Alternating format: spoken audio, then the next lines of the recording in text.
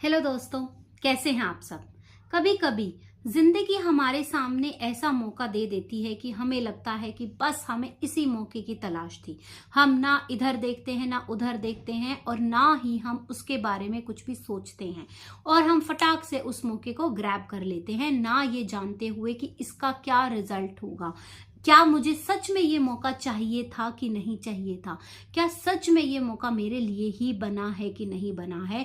हम कई बार अपने रिश्तेदारों से, अपनी फैमिली से पूछते हैं, अपने फ्रेंड सर्कल में पूछ लेते हैं और सब कहते हैं इससे बेहतर कुछ नहीं हो सकता और हम चुपचाप उस मौके को ग्रैब कर लेते हैं। तो आज की जो हमारी मोटिवेशनल स्टोरी है वो है एक ऐसी टैलेंटेड लड़की की, सिया की, जो बहुत ही मेहनत करती थी और उसे सिर्फ ये लगता था कि अगर कोई भी अपॉर्चुनिटी आती है तो मुझे ना नहीं कहना है, मुझे हर एक अपॉर्चुनिटी ग्रैब करनी है और आगे बढ़ते चले जाना है। उसे ये पता ही नहीं था कि लाइफ में कभी कभी बहुत बड़ी अपॉर्चुनिटी बहुत कुछ कॉम्प्रोमाइज मांगती है। तो आइए जानते हैं उसके साथ क्या हुआ। सिया ने जब शुरू किया अपना सारा काम और जब उसको एक अच्छी नौकरी की तलाश थी, वो पहले नौकरी कर रही थी, सारी चीजें हो रही थी, लेकिन सिया को एक दिन एक बहुत बड़ी कंपनी से बहुत बड़ा ऑफर आया, सैलरी ऑलमोस्ट डबल।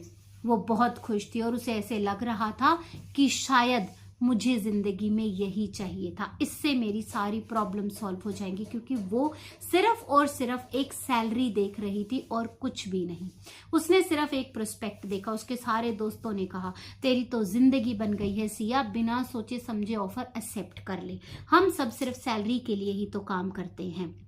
उधर उसके पेरेंट्स ने भी कहा बेटा ऐसे मौके बार बार नहीं मिलते, अगर तुझे ऐसा मौका मिला है तो तुझे इस मौके को नहीं छोड़ना चाहिए और तुझे फटाफट से इस मौके को ग्रैब कर लेना चाहिए। तो सिया भी बहुत खुश थी, उसे लग रहा था कि नई जगह जाऊंगी, नई अपॉर्चुनिटीज आएंगी, नए ऑप्शंस खुलेंगे, ग्रोथ मिलेगी और ऊपर से एक अच्छी डेजिग्नेशन मिल रही है, अच्छी सैलरी मिल रही है, तो मेरी लाइफ तो बिल्कुल सेट हो गई है, जैसा कि सब लोग कह रहे हैं। अब सिया ने बिना सोचे समझे अपने वहां पे रिजाइन दे दिया और उसने नई नौकरी ज्वाइन की। शुरुआत में वैसे सब कुछ बहुत अच्छा लग रहा था, जब तक उसकी ट्रेनिंग्स, NJX और ये सारी चीजें चल रही थी, तब तक उसे ऐसे लग रहा था कि मैंने बहुत ही अच्छा काम किया है, मुझे ऐसे लग रहा है कि ये अपॉर्चुनिटी मेरे लिए ही थी। लेकिन धीरे धीरे धीरे धीरे जैसे जैसे उसका काम बढ़ने लगा तो उसका स्ट्रेस इंक्रीज होने लगा, उसकी एंजाइटी इंक्रीज होने लगी। उसे ऐसे लगने लगा कि अब उसे अपनी माँ के साथ एक कप चाय पीने के लिए भी समय निकालना पड़ता है, जो कि नहीं निकल रहा है, क्योंकि छुट्टी होती थी तो कॉल्स आती थी, ऑफिस से मैसेजेस आ जाते थे। अब सिया जब भी ऑफिस से आती थी तो सिर्फ थकी हुई होती थी, उसके इनबॉक्स में पेंडिंग मैसेजेस पड़े रहते थे अपने फ्रेंड्स के, जिसको उसको रिस्पॉन्स करने के लिए समय नहीं मिल रहा था। अब धीरे धीरे सिया को ये सारी चीजें समझ आ रही थी। एक दिन सिया ने छुट्टी ली अपने ऑफिस से और कहा आज का सारा समय मैं अपने परिवार के साथ बिताऊंगी। सिया अपनी माँ के साथ जाती है, माँ के पास किचन में जाती है और कहती है माँ चलो चाय पीते हैं। उसकी माँ ने कहा आज ऑफिस नहीं जाना सिया। सिया ने कहा नहीं माँ, आज मैंने छुट्टी ली है, आज हम सारा समय साथ में बिताएंगे। दोनों माँ बेटी चाय का कप लेके बैठ जाती हैं। उसी समय सिया के ऑफिस से मैसेज आ जाता है और सिया एक बार फोन को देखती है, एक बार अपनी माँ को देखती है और फिर उठ के चली जाती है। अब उसे धीरे धीरे समझ आने लगता है कि शायद मैंने गलती तो नहीं कर दी, मैंने सिर्फ एक सैलरी देखी और उस सैलरी के बेस पे मैंने अपनी पूरी जिंदगी ऐसे लगता है इनके नाम कर दी है। अब मेरे पास ना कोई छुट्टी है, ना मैं अपने परिवार के साथ कोई समय बिता सकती हूँ, मेरी जो हॉबीज थी जिन पे मैं काम कर रही थी वो सब भी छूट गया है और ना मैं अपने दोस्तों से मिल सकती हूँ, मैं कुछ भी नहीं कर सकती हूँ, मैं सिर्फ और सिर्फ ऑफिस और काम के लिए रह गई हूँ। शुरुआत में उसे ऐसे लग रहा था कि कभी कभी कोई बड़ी चीज आती है तो हमें कॉम्प्रोमाइज, सेक्रीफाइस करना पड़ता है, वो कर रही थी, लेकिन अब बहुत ज्यादा टाइम हो गया था और उस कंपनी की ये एक हैबिट बढ़ गई थी, क्योंकि अब उसके वर्किंग आवर्स भी बढ़ने लग गए थे। अब वो घर आके भी उसके दिमाग में सिर्फ ऑफिस ही चलता रहता था, वो कुछ और सोचने समझने के लायक ही नहीं बची थी। अब सिया को ऐसा लगने लगा था कि यार ये मेरे साथ क्या हुआ, मुझे तनख्वाह तो मिल गई, मुझे सैलरी अच्छी मिल गई, डेजिग्नेशन मिल गई, लेकिन क्या मैं खुश हूं। एक दिन उसकी कलीग और वो जाके कैफेटेरिया में चाय ही पी रहे थे। तो उसकी फ्रेंड कहती, क्या तुम खुश हो सिया? सिया कहती, हाँ। तो उसकी फ्रेंड ने कहा कि मैं तुम्हारी सैलरी नहीं पूछ रही हूँ, मैं तुमसे ये पूछ रही हूँ क्या तुम खुश हो? सिया के पास जवाब नहीं था, क्योंकि सिया अंदर से अब सोचने लग गई थी कि ये तो बहुत ही एंजाइटी हो गई है। मैंने एक सैलरी के पीछे अपना समय, अपनी हेल्थ, अपना पीस, अपना सब कुछ दांव पे लगा दिया है। और ये ऐसा नहीं है कि ये कुछ स्पेसिफिक टाइम के लिए है। ऐसा लग रहा है कि जब तक मैं यहाँ जॉब करूंगी तब तक मुझे ये सब कुछ ही सेक्रीफाइस करना पड़ेगा, कुर्बान करना पड़ेगा। मुझे अपनी हॉबीज पे मैं काम नहीं कर सकती, मेरी हेल्थ खत्म होती जा रही है, मुझे एंग्जाइटी होने लग गई, मुझे स्ट्रेस होने लग गया, मैं अपनी फैमिली के साथ टाइम नहीं बिता पा रही हूँ, मैं अपने फ्रेंड्स के साथ कहीं बाहर नहीं जा पा रही, मैं कोई छुट्टी नहीं ले पा रही हूँ, मैं कुछ नहीं कर पा रही हूँ लाइफ में। अब सिया फ्रस्ट्रेट होने लग गई थी। अब उसने सोचा कि मैं क्या करूं, मुझे दूसरी नौकरी ढूंढ लेनी चाहिए। अब उसने अपने दोस्तों से बात की, उसने अपने पापा मम्मी, अपने फैमिली में बात की, तो सबने यही कहा, सिया ऐसा शुरू में होता है, तुम्हें कुछ समय देना पड़ेगा, सब कुछ ठीक हो जाएगा, लेकिन तुम अगर जल्दबाजी करोगी तो ऐसे मौके बार बार नहीं मिलते। अब तुम्हें इतना अच्छा मौका मिला हुआ है और जहां तुम सोचो तुम्हें एकदम से दुगनी 100% का हाइक मिला है। क्या तुम्हें लगता है कि दूसरी कंपनी तुम्हें इस पैकेज पे उठा लेगी? अब सिया को भी ये लगने लगा था कि हाँ ये तो मुश्किल है, लेकिन क्या मुझे सिर्फ सैलरी चाहिए? अब सिया ने सोचना शुरू कर दिया था। अब उसने एक दिन क्या किया, एक पेपर लिया और एक पेपर पे उसने लिखा अच्छी सैलरी, और उसके साथ साथ उसने लिखा इस के लिए मुझे क्या देना पड़ रहा है, और अगर कम सैलरी हो और उससे मुझे क्या क्या हासिल होगा। उसने लिखा अच्छी सैलरी से उसका पीस ऑफ माइंड खत्म, हेल्थ खत्म, फैमिली टाइम खत्म, फ्रेंड्स टाइम खत्म, सब कुछ खत्म। लेकिन जहाँ सैलरी कम है वहाँ पे उसको वीकेंड्स उसके हैं, फ्रेंड्स उसके हैं, वो अपनी हॉबी स्टार्ट कर सकती है, अपनी हेल्थ पे ध्यान दे सकती है, उसे स्ट्रेस नहीं है, उसे ऑफिस जाने से पहले डर नहीं है। अब वो उस पेज को देखती रही, कई दिनों तक वो उस पेज को देखती रही। हालांकि सबके कहने के बाद कि ये मौका बहुत अच्छा है सिया, इससे हार मत मानना, तुम एक दिन सब सही कर दोगी। लेकिन सिया की लाइफ में कुछ भी सही नहीं हो रहा था और उसकी एंजाइटी, उसकी हेल्थ इश्यूज बढ़ते जा रहे थे। अब सिया हर रोज आके सिर्फ उसी पेपर को देखती रहती थी और एक दिन सिया ने अपने लिए डिसीजन ले लिया।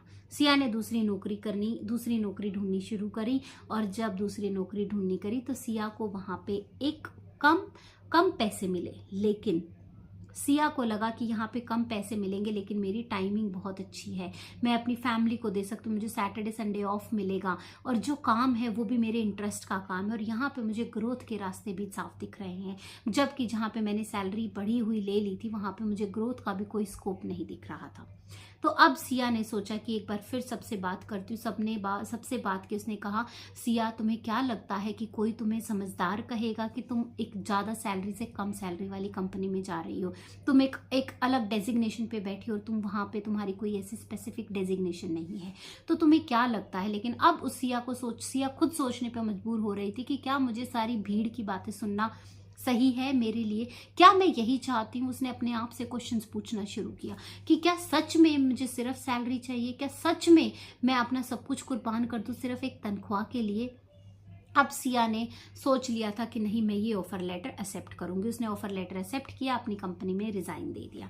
अब शुरुआत में फिर से सिया को एंजाइटी हो रही थी, वो ऐसे ऐसे करती रहती, उसे ऐसे लगने लगा था कि पता नहीं मैंने गलत डिसीजन ना ले लिया हो, कि सच में क्या पता कुछ समय बाद सब कुछ ठीक हो जाता और मैं अब फिर से एक कम सैलरी से शुरुआत करूंगी, पता नहीं क्या होगा।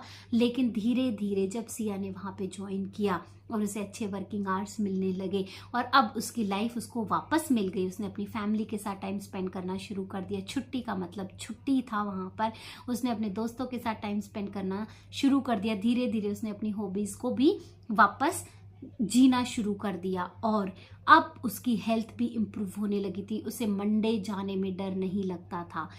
अब उसको एक सुकून था, पीस ऑफ माइंड था, उसको सब कुछ मिल रहा था और धीरे धीरे सिया ने ग्रोथ के रास्ते भी अपने लिए बना लिए थे और आज वो उसी सैलरी तक पहुंच गई थी जो उसकी पहले वाली सैलरी थी। लेकिन आज उसको अपनी सैलरी के साथ साथ बहुत कुछ उसने हासिल कर लिया था और वहां पे उसने उस सैलरी के साथ सब कुछ खो दिया था।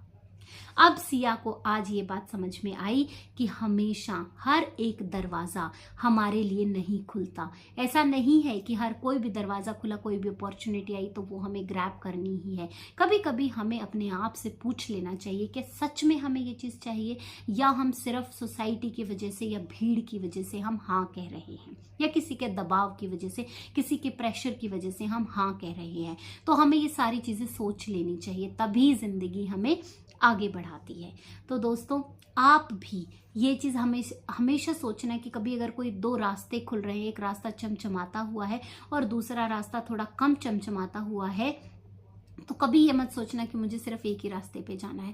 हमेशा दोनों रास्तों के बारे में सोचना ज़रूर कि ये रास्ता मुझे क्या क्या देगा, क्या क्या छीनेगा, ये रास्ता मुझे क्या क्या देगा, क्या क्या छीनेगा, और फिर कंपेयर करके अपने रास्ते को चुनना।